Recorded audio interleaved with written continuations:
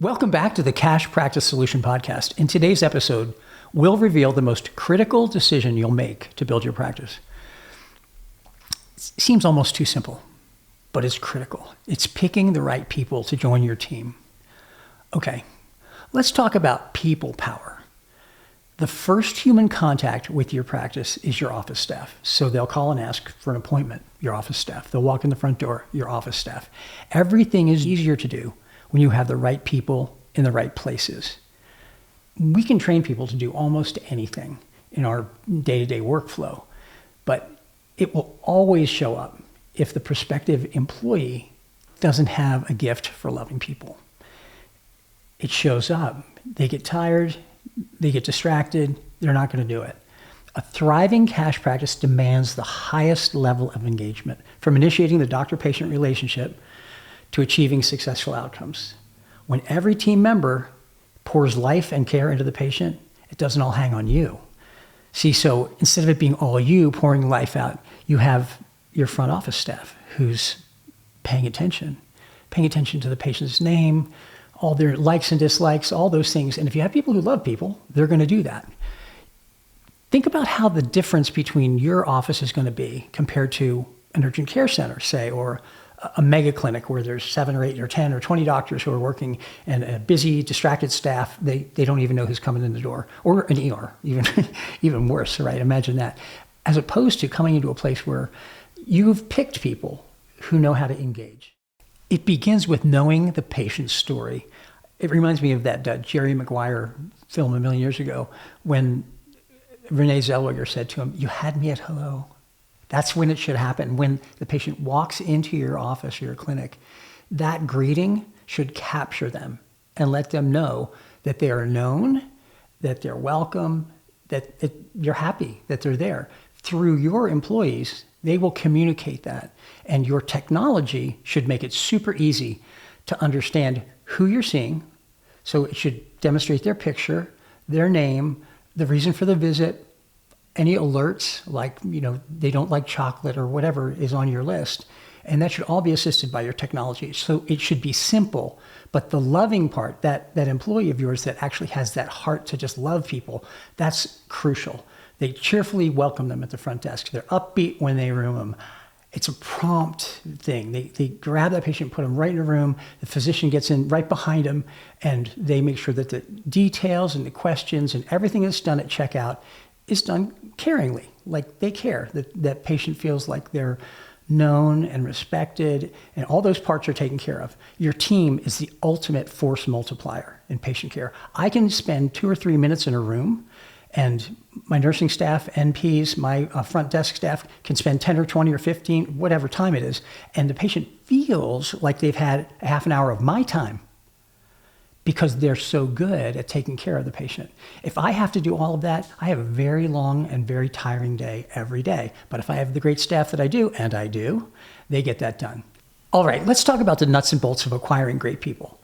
Hiring requires a few simple steps, no matter where you get them from, whether it's word of mouth, which is our best, that's where we've gotten our best employees, from Indeed, which we've used, local church connections, a job board, or even friends of friends of friends. No matter where you get them from, and no matter how exciting the candidate appears, don't ever skip these steps. They have to have a resume. People without a resume are not interested for real. 1 page is great. If they go to 2 pages, that's okay. If it's 3 pages, start to get nervous. If it's longer, be really nervous. They're probably not going to be great employees. Your current office staff, or you with the chaperone, can do your first interview in just maybe 10 or 15 minutes. What you want to do is observe how interested they are. Their handshake, their greeting, their body language, eye contact. Are they easy to talk to? Everybody's a little nervous when they first interview, so that's not a bad thing. But just if they're crazy nervous, you want to be careful. And then I think it's unique to us. It's a 1-paragraph writing test. And I ask them to write 3 or 4 sentences. And if they can't capitalize the first letter in a sentence, and they do some really basic goofs, they can't spell, it becomes obvious. And you really don't want to have people like that writing notes and doing communication from your office. And then I do the simple addition test, which is 3 numbers. They can be any random numbers, but just a couple digits, 21, 47, and 83. Add them up. If they can't add 3 numbers like that, you probably don't want to hire them because they're probably not bright enough to handle the day-to-day activity in a medical office. They're just not going to be that good. I don't care what kind of personality testing they take, or if they're a golden eagle or a beagle or number 7. I don't care what they are. If they can't add, they can't write a simple sentence, you don't want them in your office. Then this is a really great question because this exposes a lot. What's your goal in life? This is part of the preliminary interview. Where do you want to be when you're, 5, 10, 20 years from now? Where would you like to be? And if they're somebody who's really looking forward to retirement, probably not good. You want somebody who's interested in growing and learning because a great cash practice is going to demand that. Also, and this is probably the last and most important thing, is how do they dress? And there's 2 words, neat and clean. Style's not important. Formality is not important, but if they're neat and clean, that's the respect that you're looking for. That shows that they're respectful of you, and they will be respectful of patients. So then you check their references, and then you do a little more in-depth interviews. It really is easy to not check references. You make a phone call or 2, and you don't get through, but you have to do it. There's also some legalities there. If you don't check references on each employee who you're going to interview, they can say it was discrimination or other things can come up that they create problems. So check references. Once in a while, you'll be surprised. You'll get somebody who actually has had a problem. And pretty much people that we have references from have good references, but not always. If you can record those discussions, that's great. Our telephones auto record, so we record everything. If you can't record, take notes. After you've done the references and you make sure that they're squared away and everything, kind of the formal part's done, you should participate in an unstructured interview with the front office staff and the back office staff, where you can just kind of sit around a table and see how that person handles that prior to their half-day working interview. So basically sit them down, have a little conversation, then spend about a half a day with them in the environment you're going to expect them to work, either clinical side or front office, or if they're going to do both, they do both. But you want them to be involved in a day-to-day activity, because in our world, where we're seeing patients and we're making sure they're connected with properly, that person is going to show their ability to do that even in that setting. They're going to show their ability to move out of the way, how to engage. When they're introduced to a patient, which you always introduce them, they'll properly introduce themselves and it'll be good. And you'll just feel the chemistry and you'll know. All right, so you've gone through the formalities and you've made sure that the interview is good and the resume is good and the references are good. It's time to make the offer. Make it clear. Part-time, full-time, salary, hourly, whatever you do, make it really, really clear so that there's no questions later. The time frame to respond should be brief. Really good people are hard to find, so you want to kind of nail them down. If you find somebody who's great, move on it. Don't be taking a long time.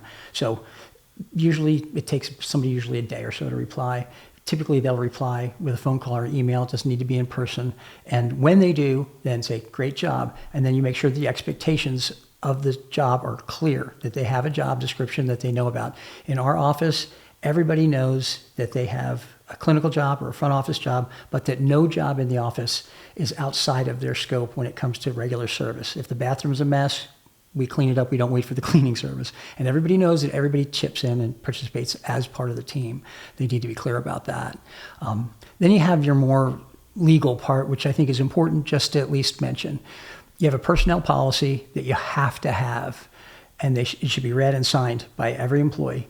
You have a non-disclosure agreement so that they don't go telling people things that they shouldn't. HIPAA, of course, applies, but even the way that you operate your practice, it should be a non-disclosure agreement should cover that.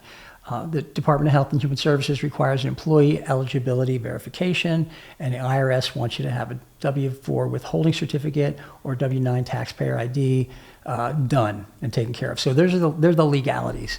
And no matter what, the thing that makes my practice great, no matter what, is that people love to talk to my front office staff. They think that they're some of their very best friends, and I think they're probably right. And the reason that is because that they love them and care for them. The medical care that we provide is something that we provide at a very high standard, and we charge for it. And we have a very, very good business. The love part you don't get paid for, at least not in cash. Yeah, but the benefit of it is just, it's immeasurable. And it happens every time patients come in and say, I just love being here. And it's not because our building's so wonderful, though it's nice, It's because the people are wonderful. So thanks for tuning into the Cash Practice Solution Podcast. I'm Dr. J. I'm here to remind you that a fulfilling cash practice is within your reach, and we can help you get there. If you start a new cash practice, we're here. If you want to optimize your current situation, we're here. Check out all our resources at cashpracticesolution.com. So until next time, the big three: listen to your patients, learn their stories, and love them with all your heart, and you will be unstoppable. Thanks for joining us. And if you have enjoyed today's conversation, be sure to hit subscribe so you don't miss out on future episodes packed with insights to help your cash-based practice thrive. And don't forget to check out all the tools and resources available at cashpracticesolution.com. They're free to you, and we're always adding more. Keep raising the bar in patient care. We'll reconnect in the next episode with more ways to help you succeed.